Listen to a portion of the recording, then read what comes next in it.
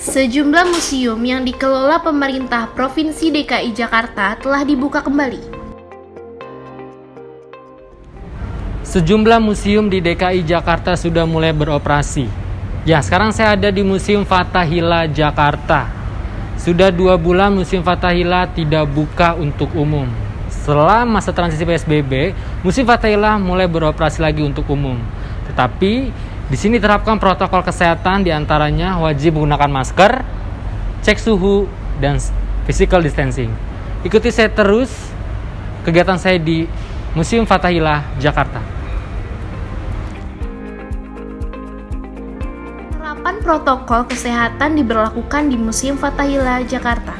Di antaranya, cuci tangan, wajib menggunakan masker, dan cek suhu tubuh, menggunakan hand sanitizer demi pencegahan penularan COVID-19.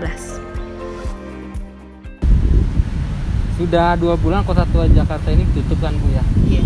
Apa perasaan Ibu dan Mas wisata Kota Tua ini kembali dibuka? Seneng aja sih, cuman kan masih physical distancing ya, masih kayak bangunan depan itu masih ditutup, tapi udah bagus sih kalau udah dibuka buat narik wisatawan lagi.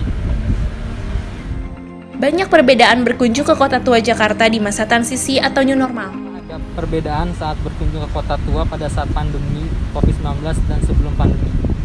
Ada sih. Ada. Kalau kemarin mungkin kita lihat ramenya aja, sekarang sepinya. Tetapi nggak mengurangi situasi kita senang untuk melihat ini.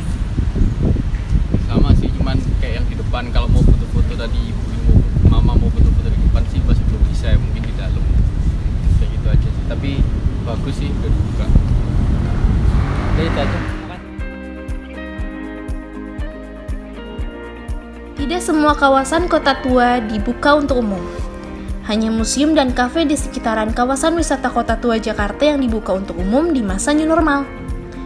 Dan selama berkunjung di Museum Fathahillah, kita bisa menambah wawasan sejarah Indonesia dan banyak benda-benda peninggalan Belanda di Museum Fathahillah, seperti prasasti peninggalan kolonial Belanda, alat ukur, genteng, timbangan, dan lain-lain, mata uang zaman dahulu, dan sejarah Batavia.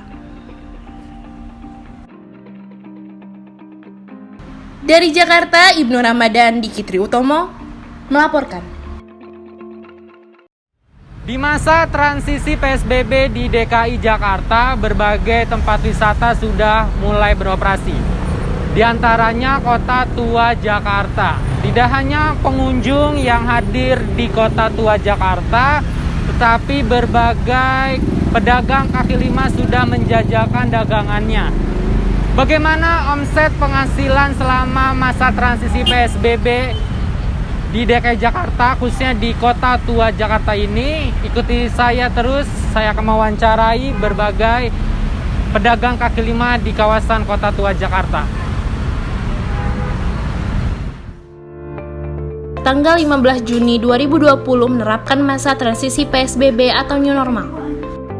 Sepinya pengunjung berimbas ke pedagang kaki lima di sekitaran Kota Tua Jakarta yang mengalami penurunan omset. Dengan Ibu Elvi, Ibu di Kota Tua ini berdagang apa Ibu? kosmetik. Oh ya gini ya Bu ya, selama masa transisi PSBB di Jakarta, kan Kota Tua sudah mulai beroperasi ya Bu, sebagian museumnya. Iya. Apakah ada penurunan omset selama berdagang di sini selama masa transisi? Ya, pengurangan sekali, belum dapat omset ibaratnya baru. Berarti masih sepi pengunjung ya Bu ya? Iya, pengunjungnya masih sepi. Kira-kira kalau sehari itu dapat berapa Ibu? Ini aja buka dari pagi belum pelaris. Dari pagi sampai malam ya? Tidak hanya Bu Elvi yang mengalami imbas sepinya pengunjung di Kota Tua Jakarta, pedagang kerak telur pun mengalaminya. Selamat sore Pak, dengan Bapak siapa? Bang Anda. Bang Anda ya. Gini Pak, selama transisi PSBB ini kan Kota Tua sudah sebagian ya Pak buka, kan museumnya saja buka. Apakah selama Bapak dagang di Kota Tua ini mengalami omset menurun apa tetap standar? Drastis Bang, Drastis ya? iya.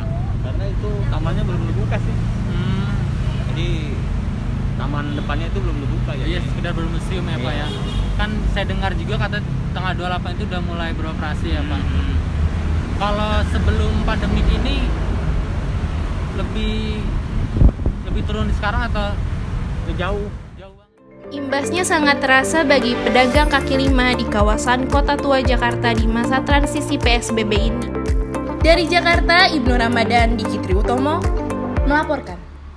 Sekarang saya berada di tempat wisata kuliner di tengah jantung ibu kota. Ya, sekarang saya berada di Tamrin 10. Tamrin 10 beralamat di Kebon Jeruk, Jalan MH Tamrin, Jakarta Pusat. Di masa transisi PSBB, Tamrin 10 kembali beroperasi untuk umum. Demi mencegahnya penularan COVID-19 di DKI Jakarta, Tamrin 10 menerapkan protokol kesehatan, diantaranya wajib menggunakan masker, cuci tangan, dan physical distancing. Ikuti saya terus di Tamrin 10. Tidak perlu khawatir menikmati akhir pekan ingin berkunjung kemana. Sekarang, di tengah jantung ibu kota Indonesia, yaitu di DKI Jakarta, sudah ada tempat nongkrong yang asik untuk menikmati akhir pekan. Sudah 2 pekan, Tamrin 10 tidak beroperasional untuk umum. Di masa transisi PSBB atau New Normal, Tamrin 10 kembali beroperasi untuk umum. Banyak stand-stand kuliner dan tempat yang sangat instagramable cocok bagi pengunjung yang gemar bersuah foto. Maka dari itu, cocok untuk menghabiskan akhir pekan bersama teman-teman. Selamat malam, dengan siapa ini? Dari saya ya. Iya. Saya Raffian. Saya Amanda. Gali. Alivia. Kan semenjak transisi PSBB kan ini baru dibuka ya 2 pekan ini. Gimana untuk anak muda, worth it nggak nongkrong di Tamrin 10 ini? Ya kalau untuk lokasinya sih lumayan jauh dari rumah kita, jadi ya kurang sih, capek dulu lah sampai sini. Menurut kakaknya? Kalau sih. Soalnya tempatnya enak sih. Tapi walaupun jauh.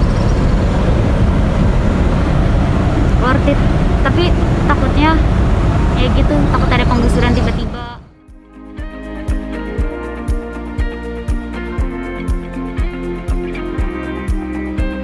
Masih banyak yang belum tahu keberadaan Tamrin 10. Dan di masa new normal ini pun, Tamrin 10 belum terlalu banyak pengunjung seperti biasanya. Sambil menunggu makanan datang, saya akhiri sampai di sini.